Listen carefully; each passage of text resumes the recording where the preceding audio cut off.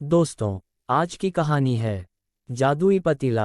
Video देखने से पहले वीडियो को लाइक और चैनल को सब्सक्राइब करें। चलिए शुरू करते हैं। सालों पहले पीतल नगर में किशन नाम का एक किसान रहता था। वह गांव के एक जमींदार के खेत पर काम करके किसी तरह अपना घर चला रहा था। पहले किशन के भी खेत थे, लेकिन उसके पिता के बीमार होने के कारण उसे अपने सारे खेत बेचने पड़े। मजदूरी में मिलने वाले पैसों से पिता का इलाज कराना और घर का खर्च चलाना मुश्किल हो रहा था। वो हर दिन सोचता कि कैसे घर की स्थिति को बेहतर किया जाए। आज भी इसी सोच के साथ किशन सुबह सुबह जमींदार के खेत पर काम करने के लिए निकला। खुदाई करते समय उसकी कुदाल किसी धातु से टकराई और तेज आवाज हुई। किशन के मन में हुआ कि आखिर ऐसा क्या है यहाँ। उसने तुरंत उस हिस्से को खोदा तो वहां से एक बड़ा सा पतीला निकला। पतीला देखकर किशन दुखी हो गया। किशन ने मन में सोचा कि ये जेवरात होते तो मेरे घर की हालत थोड़ी सुधर जाती। फिर किशन ने सोचा कि चलो अब खाना ही खा लेता हूँ। किशन ने खाना खाने के लिए अपने हाथ की कुदाल उस पतीले में फेंक दी और हाथ मुंह धोकर खाना खाने लगा। खाना खत्म करने के बाद किशन अपनी कुदाल उठाने के लिए उस पतीले के पास पहुंचा। वहां पहुंचते ही किशन हैरान हो गया। उस पतीले के अंदर एक नहीं बल्कि बहुत सारे कुदाल थे। उसे कुछ समझ नहीं आया। तभी उसने अपने पास रखी एक टोकरी को भी उस पतीले में फेंक दिया। वो एक टोकरी भी पतीले के अंदर जाते ही बहुत सारी हो गईं।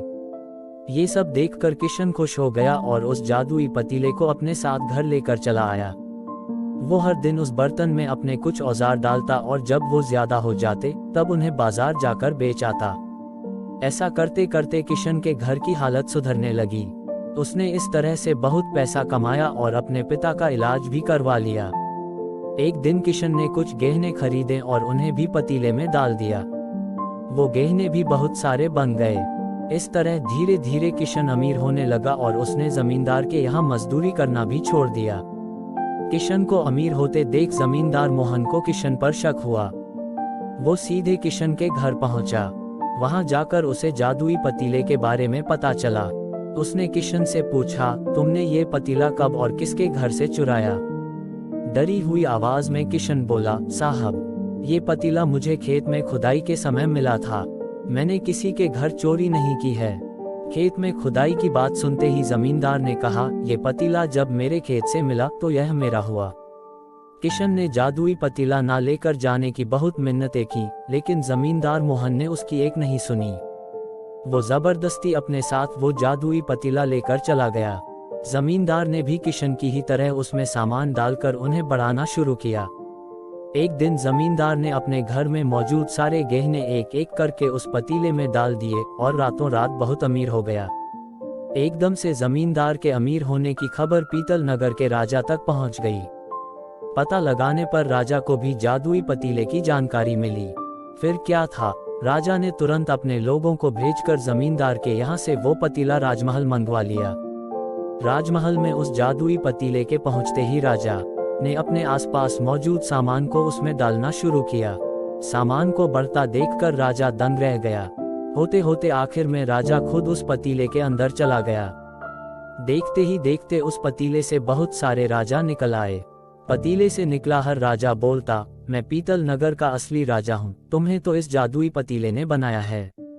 ऐसा होते होते सारे राजा आपस में लड़ने लगे और लड़कर मर गए।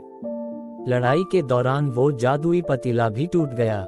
जादुई पतीले के कारण राजमहल में हुई इस भयानक लड़ाई के बारे में नगर में सबको पता चल गया। इस बात की जानकारी मिलते ही मजदूर किशन और जमींदार मोहन ने सोचा, अच्छा हुआ कि हमने उस जादुई पतीले का इस्तेमाल सही से किया। उस राज्य के राजा ने अपनी मूर्खता के कारण अपनी जान ही खो दी।